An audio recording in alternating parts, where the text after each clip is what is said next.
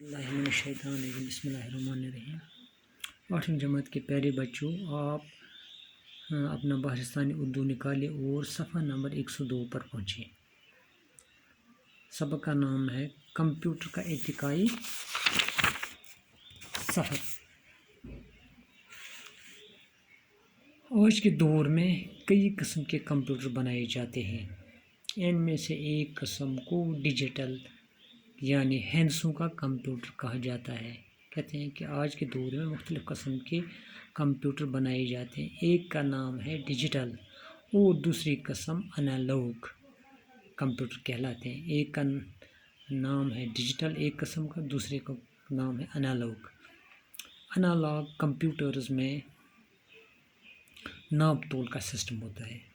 मसलन इस तरह के कंप्यूटर से बिजली की रौ की ताकत, पानी के दबाव की क़ुव्वत या किसी चीज़ के तेज़ी से घूमने की रफ्तार का पता चलाया जा सकता है। किस कंप्यूटर से?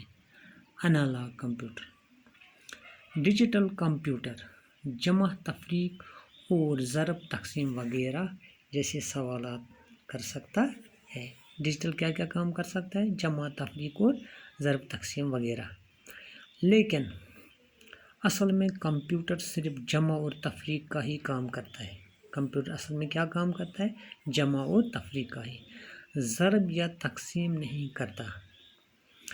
आप हैरान होंगे कि कंप्यूटर लाखों की ज़रब तक़सीम सेकंडों में कैसे कर देता है। इसका जवाब यह है कि कंप्यूटर में बरकी रौ इस्तेमाल होती है। बिजली का करंट रोशनी की रफ्तार से बिजली का करंट रोशनी की रफ्तार से दौड़ता है। जो बिजली की करंट है वो किस रफ्तार से चलता है? रोशनी की रफ्तार से।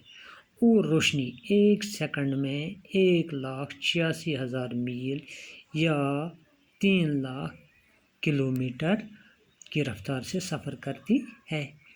इसलिए कंप्यूटर भी बिजली के करंट के ज़रिए इतनी ही तेज़ी से काम करता है।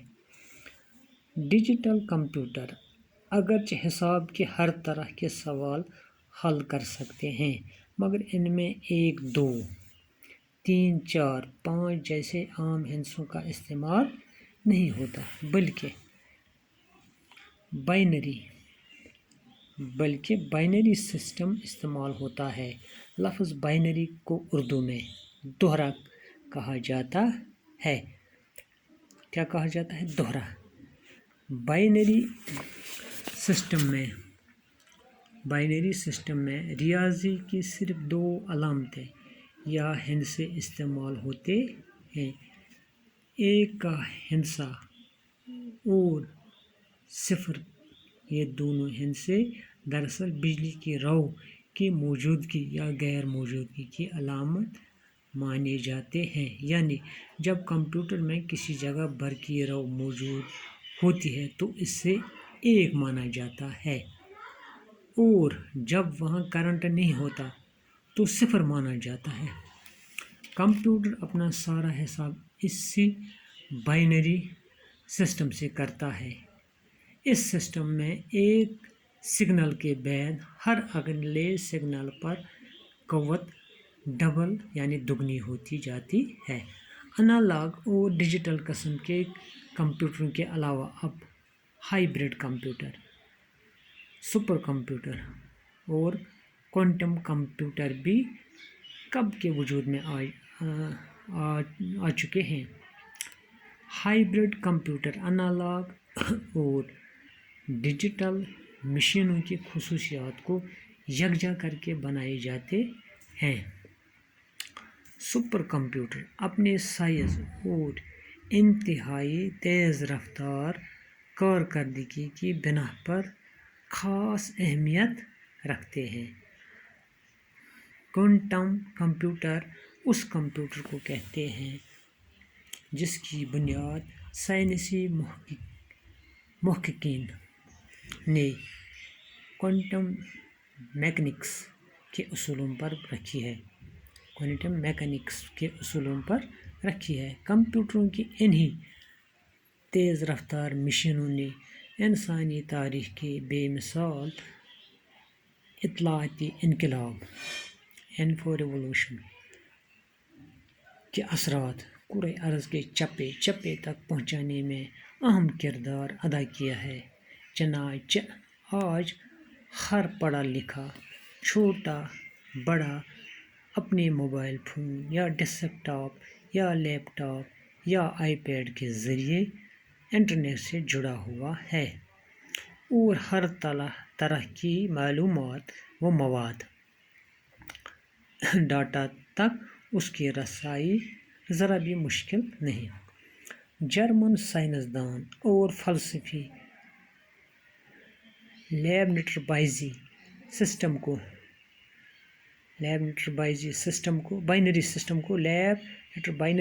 کو فطرت کا سسٹم مانتا تھا۔ ان کا کہنا تھا کہ بائنری سسٹم ایکتا یعنی وحدت کی علامت ہے اور خدا بھی ایک ہے، اور صفر کچھ نہ ہونے کی علامت ہے، جیسے لا یعنی عدم، اور خدا نے سب چیزیں خلا سے ہی تخلیق کی ہیں۔ دوسرے معنوں میں ایک کا ہندسہ خالق کی علامت ہے اور صفر تخلیقی۔ بائنری سسٹم اشاریہ سسٹم سے مختلف ہوتا ہے۔ اشاریہ سسٹم میں 9 تک ہندسے اور 10واں صفر استعمال ہوتا ہے۔ بائنری سسٹم میں یہ ہندسے بالکل مختلف انداز میں لکھے جاتے ہیں۔ مثلاً 9 کے ہندسے کو بائنری سسٹم میں اس طرح لکھا جائے گا، کس طرح؟ جو نیچے لکھا ہے 1 0 0 1، اس سے نیچے لکھا ہے 8 ضرب 1 جمع 0 ضرب 4 جمع 0 ضرب 2 جمع 1 برابر ہے 9۔ 8 نیچے دوسرا یہ باکس بنا ہوا ہے، 8 یہ ہے نا، 8 جمع 0 جمع 0 جمع 1 برابر ہے 9۔ آسان حساب اس طرح بنا۔ اس طرح کمپیوٹر کو ہم 5 حصوں میں بانٹ سکتے ہیں، جس طرح اس نے اس کو 5 حصوں میں، اس طرح اس نے 4 حصوں میں بانٹا، ہم 5 حصوں میں بھی بانٹ سکتے ہیں۔ 9 ہو گیا اس کا 5واں حصہ۔ پہلا حصہ درآمد کا حصہ کہلاتا ہے، جس کو سائنسی اصطلاح میں ان پٹ کا حصہ کہتے ہیں۔ ہم کمپیوٹر سے جو کچھ جاننا چاہتے ہیں یا اس کی یادداشت میں جو بھی معلومات درج کرنا چاہتے ہیں تو ان معلومات کو درآمد والے حصہ میں داخل کرنا ہوگا۔ دوسرا حصہ ذخیرہ یا مال گودام کی طرح ہوتا ہے، اس کو کمپیوٹر کی یادداشت یعنی میموری کہا جاتا ہے۔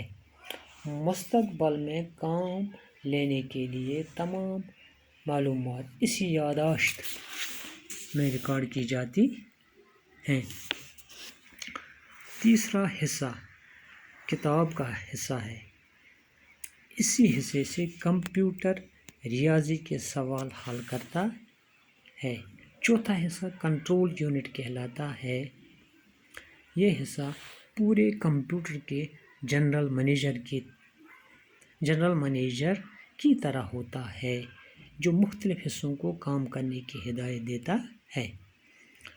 5واں حصہ برآمد یا آؤٹ پٹ کہلاتا ہے۔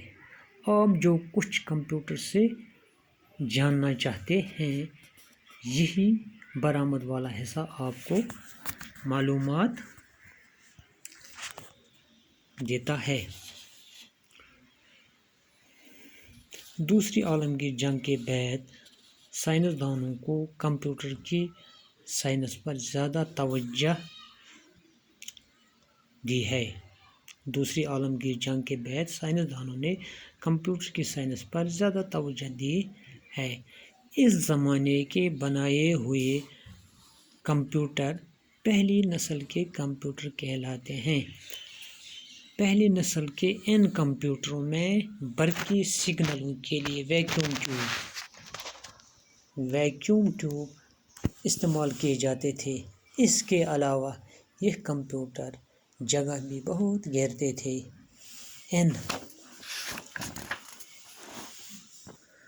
ان کمپیوٹروں میں لگے ٹیوب برقی سگنل دینے کے ساتھ حرارت بھی خارج کرتے تھے۔ کبھی کبھی یہ حرارت اس قدر زیادہ ہو جاتی تھی کہ کمپیوٹر کے نازک حصے جل جاتے تھے۔ چنانچہ ان کو ٹھنڈا رکھنے کے لیے بڑے بڑے ایئر کنڈیشنر لگانے پڑتے تھے۔ یہ کمپیوٹر زیادہ تر ملٹری کے مقاصد، سائنس کے تجربات اور حکومت کے کاروبار کے لیے استعمال ہوتے تھے۔ کچھ عرصہ بعد ہی ٹرانزسٹر کی ایجاد ہو گئی، جس سے تمام الیکٹرانک برقیاتی شعبوں کے ساتھ کمپیوٹر سائنس میں زبردست انقلاب آ گیا۔ بڑے بڑے ویکیوم ٹیوبز، ہوا سے خالی ٹیوب کی جگہ چھوٹے چھوٹے ٹرانزسٹروں اور سیمی کنڈکٹرز پرزوں نے لے لی۔ اسی وقت کمپیوٹر کی دوسری نسل وجود میں آئی۔ کمپیوٹروں کی یہ دوسری نسل جگہ بھی بہت کم گھیرتی تھی اور بجلی کا کرنٹ بھی کم کرتی تھی۔ اس کے علاوہ یہ کمپیوٹر پہلی نسل کے کمپیوٹروں کے مقابلے میں بہت زیادہ تیزی سے کام کرنے لگے اور ان کی یادداشت میں معلومات ہزاروں گنا زیادہ درج کی جانے لگیں۔ باقی والسلام۔